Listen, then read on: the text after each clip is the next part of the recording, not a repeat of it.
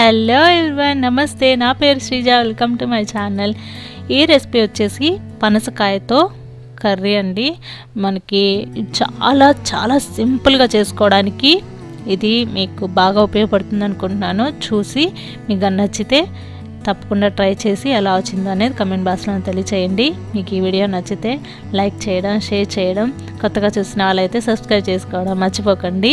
మీ యొక్క లైక్ కానీ కమెంట్ కానీ మాకు చాలా చాలా వాల్యుబుల్. మర్చిపోకుండా లైక్ అన్నా చేయండి కనీసం. దీనికి కావాల్సిన పదార్థాలు చూసేద్దాం. ముందుగా పనసకాయ అనేది మన స్కిన్ తీసేసి ఇస్తారు కదా మార్కెట్లో. దాన్ని నేను ఇలాగ చిన్న చిన్న ముక్కలుగా మనకి ఏ సైజులో కావాలో ఆ సైజులో కట్ చేసి పెట్టుకోవడమే.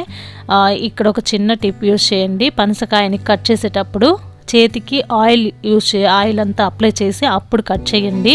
లేదు అంటే ఆ జిడ్డంతా చేతికి అంటుకొని ఎంత సోప్ వేసి రుద్దినా కూడా పోదు, చాలా టైం తీసుకుంటుంది. నెక్స్ట్ వచ్చి ఉల్లిపాయలు, మీడియం సైజు ఉల్లిపాయలు 2 కట్ చేసేసి వాటిని కూడా ఉడికించుకోవాలండి.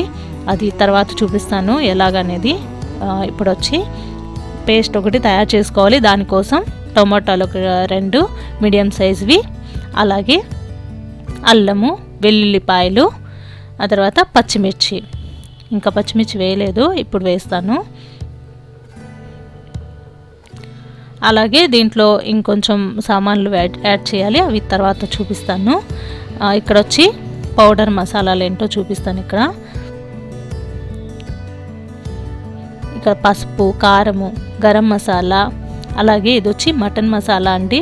ఉంటే తప్పకుండా వేయండి, ఫ్లేవర్ బాగుంటుంది. అలాగే కసూరి మేతి.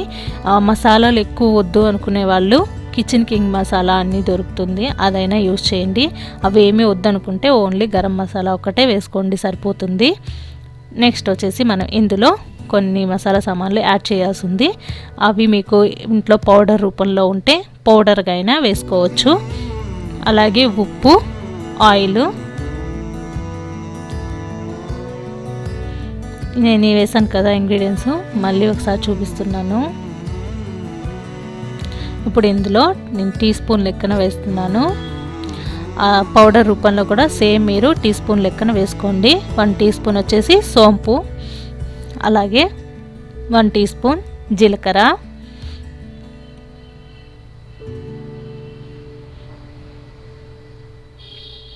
నెక్స్ట్ వచ్చి ధనియాలు 1.5 టీ స్పూను.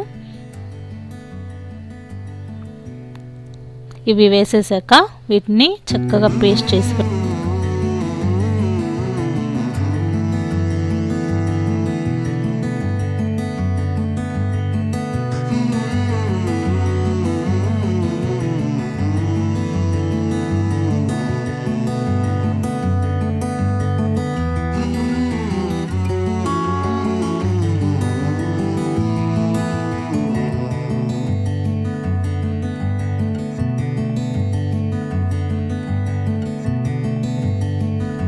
ఇలాగా పేస్ట్ చేసేసాక ఇప్పుడు ఇవన్నీ రిమూవ్ చేసేసి పనసకాయల్ని ఎలా ఉడికించుకోవాలి, ఉల్లిపాయలు ఎలా ఉడికించుకోవాలో చూపిస్తాను. నెక్స్ట్ వచ్చి కొత్తిమీర కూడా వేయాలండి, ఉంటే వేసుకోండి. పనసకాయను వచ్చి ఫస్ట్ క్లీన్ చేసేసి కుక్కర్ యూజ్ చేసే వాళ్ళైతే కుక్కర్లో వేసేసుకోండి, లేదు అంటే డైరెక్ట్గా అయినా ఉడికించుకోండి. నేను ఇక్కడ కుక్కర్ యూజ్ చేస్తున్నాను. పనసకాయ అనేది అన్నీ ఒకలాగా ఉండదండి. నేను ఇక్కడ ఓన్లీ 2 విజిల్స్ మాత్రమే పెడుతున్నాను. మీరు 2 విజిల్స్ పెట్టిన తర్వాత ఒక్కసారి చెక్ చేసుకోండి. నేను ఇవి కడిగి వేసేసిన తర్వాత నేను ఉల్లిపాయల్లో అలాగే పనసకాయలో కొంచెం నీళ్లు వేస్తున్నాను. ఉల్లిపాయల్లో నీళ్ళు ఏంటి అనుకుంటున్నారా? ఉల్లిపాయల్ని కూడా ఇక్కడ ఉడికించబోతున్నాము. ఉడికించితే అందులో ఉన్న ఘాటు అనేది తగ్గిపోయి మనకి కర్రీలో వేసుకున్నప్పుడు చాలా ఫాస్ట్గా కుక్ అయిపోతుంది. మీకు కావాలంటే దాన్ని పేస్ట్ చేసి డైరెక్ట్గా వేసుకోండి పచ్చివే, కానీ చాలా టైం తీసుకుంటుంది కదా. నేను ఇక్కడ చాలా సింపుల్ ప్రాసెస్లో చూపిస్తానని చెప్పాను, అది ఇదేనండి. ఇలాగ నేను మూత పెట్టేసి అందులో పసుపు, ఉప్పు వేసాను. పనసకాయలో వేసి పెట్టేసి ఒక 2 విజిల్లు రానిస్తాను. 2 విజిల్లు వచ్చిన తర్వాత ఒకసారి చెక్ చేసుకోవాలి. ఇన్ కేసు ఉడకపోతే మళ్ళీ కొంచెం సేపు ఉడికించుకోండి, లేదా ఇంకొక విజిల్కి పెట్టుకోండి.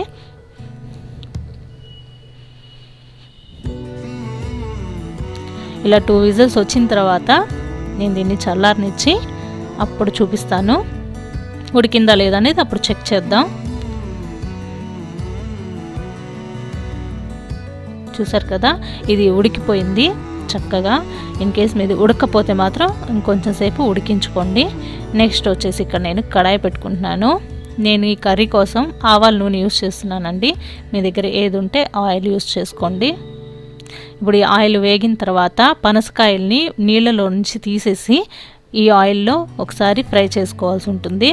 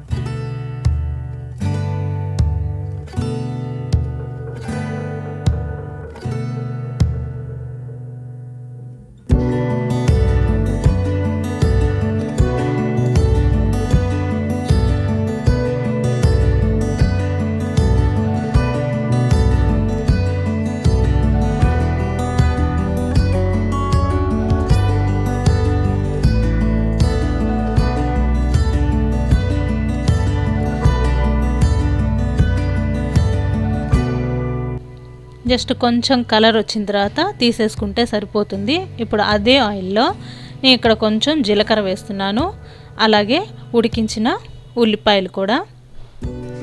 మీరే చూడండి ఇది ఎంత ఫాస్ట్గా వేగిపోతుందో, జస్ట్ సెకండ్స్లోనే ఫ్రై అయిపోతుంది. మనం పచ్చిగా పేస్ట్ వేసినా లేదా అలాగే ముక్కలుగా కట్ చేసి వేసినా చాలా టైం పడుతుంది, కానీ ఇలా వేసారంటే మాత్రం మనకి చాలా తొందరగా కుక్ అయిపోతుంది. నెక్స్ట్ వచ్చి నేను జీలకర్ర వేసాను కదా, మీకు మసాలా సామాన్లు నచ్చితే వాళ్ళు లవంగాలు కానీ దాల్చిన చెక్క బిర్యానీ ఆకు లాంటివి వేసుకోండి. నేను అక్కడ ఏమీ వేయలేదు. నెక్స్ట్ వచ్చేసి ఇందులో మనం డ్రై సామాన్లు తీసుకున్నాం కదా, పసుపు అలాగే కారం అవి కూడా ఇందులో వేసేస్తున్నాను. కారం వచ్చేసి నేను ఇక్కడ 1 టేబుల్ స్పూన్ వేస్తున్నానండి. మీకు ఎక్కువ తినే వాళ్ళైతే ఇంత వేసుకోండి, మనం తగ్గించి తినాలంటే తక్కువగా వేసుకోండి. అలాగే గరం మసాలా, నెక్స్ట్ వచ్చి మటన్ మసాలా, దీన్ని ఉంటే మాత్రం స్కిప్ చేయకుండా వేయండి. నెక్స్ట్ వచ్చి కసూరి మేతి, ఇవన్నీ వేసేసి కొంచెం కొత్తిమీర కూడా వేసుకొని ఒకసారి మిక్స్ చేసుకుని తర్వాత మనం పేస్ట్ చేసి పెట్టుకున్నాం కదా టమోటాస్ని, అవి కూడా వేసేద్దాము. ఇన్ కేసు మీరు ధనియాలు అవన్నీ గ్రైండ్ చేయకుండా పౌడర్ వేయాలనుకున్న వాళ్ళు ఈ టైంలోనే వేసేయండి. ఎప్పుడైతే పసుపు అవన్నీ వేసాం కదా ఆ టైంలో వేసారంటే అవి చక్కగా కుక్ అయిపోతాయి, అందులో ఉన్న పచ్చితనం అనేది పోతుంది. ఆ పచ్చివాసన పోయేంత వరకు కొంచెం ఫ్రై చేసేసి తర్వాత మనం పేస్ట్ చేసి పెట్టుకున్నది కూడా వేసేస్తున్నాను. ఇది కొంచెం సేపు వేగనివ్వాలి. ధనియాలు అవన్నీ కూడా పచ్చివాసన పోయేంత వరకు ఫ్రై చేసేసి ఆ తర్వాత మనకి గ్రేవీ ఎంత కావాలి అనే దాన్ని బట్టి నీళ్ళు అనేది వేసుకోవాలి. నాకు మరి ఎక్కువ తక్కువ కాకుండా గ్రేవీ కావాల్సింది అంతే, అందుకని నేను 1/2 గ్లాస్ నీళ్ళు వేసాను. మీకు ఇంకొంచెం ఎక్కువగా గ్రేవీ కావాలనుకుంటే ఇంకొంచెం నీళ్ళు వేసుకోండి.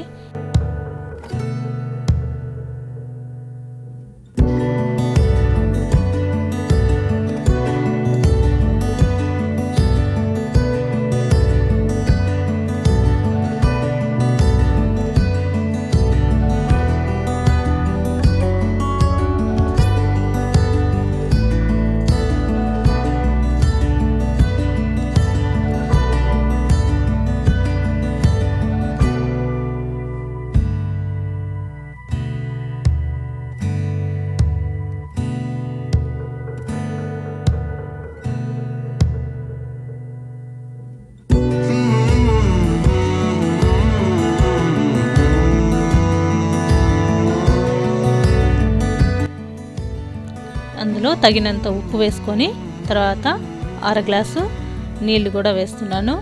మీకు ఇంకొంచెం గ్రేవీ కావాలనుకుంటే చెప్పాను కదా, ఇంకొంచెం ఎక్కువగా పోసుకోండి, సరిపోతుంది. ఇవి ఇలా ఉన్నప్పుడే మనము వేయించుకున్న పనసకాయని కూడా వేసేస్తున్నాను.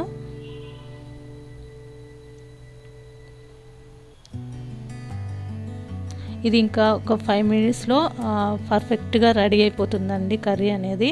కొంచెం ఆయిల్ పైన తేలిందంటే సరిపోతుంది, మనం దించేసుకోవచ్చు. ఇప్పుడు మూత పెట్టేసి ఒక 5-10 నిమిషాల వరకు ఉడికించుకుంటే తర్వాత మనకి తెలుస్తుంది. చూస్తున్నారు, మీకు అర్థమవుతుందో లేదో, పైన ఆయిల్ అనేది కనబడుతుంది కదా.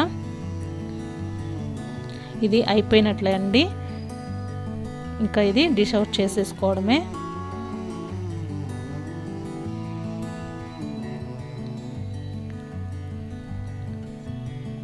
చూసారు కదా.